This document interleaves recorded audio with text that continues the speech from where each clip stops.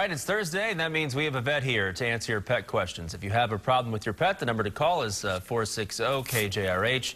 And as always, it's Dr. Joe Landers here to answer your questions, and he's brought along Dipper this morning. There are cute dogs, and then there are really cute dogs, Dr. Joe, and I think he falls into the latter there. Absolutely. All hound puppies are just cute. You know, there's the fox and the hound, and I mean, the hound puppies are just cute. And I'm told he's a beagle. He might have a little cross in him. He's a little bit big for 9 weeks, but he's definitely still just a little puppy here. He is at the Animal Aid Adoption Center, and I failed because I failed to memorize the number beforehand. So. The Animal Aid Adoption Center. Yes, well, we have some numbers here, 744-8280. Will work just fine. Or you can log on to animalaid.org. Yes, what a cute dog. I may have to hold the dog while you're answering these calls. We'll see. First up, we got Karen and Wagner. Good morning, Karen. Good morning. I have a black lab from a year to a year and a half old. Yes. We've just got him. We haven't had him very long, and he has extreme anxiety when we leave. Yep. Attachment or whatever, I don't know, but he has destroyed the house. Yep.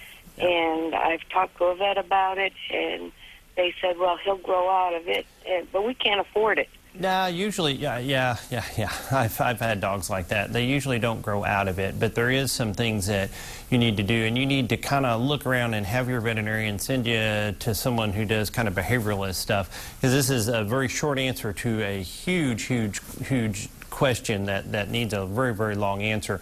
There are some drugs, some anti-anxiety drugs, but some of it is conditioning too, okay? The dog needs, whenever you leave, you do little things now that tell the dog you're going to leave, and they get nervous because they don't want to be separate from you, and most of all that stuff happens usually within a very short time when you leave. So if you can what's called counter-condition it a little bit, and you're going to need to have your veterinarian send you to somebody who's going to spend a little bit of time talking to you about this and talking you through, because I understand. I've had dogs like this, and it is it can be a nightmare. They chew up everything, but there are ways to kind of solve this and ways to kind of help this, because in the end it's usually what you're doing that you need to modify your behavior a little bit too. Right. So, okay, so there is a way to fix it. Absolutely. Let's head down to McAllister and talk to David. Good morning, David.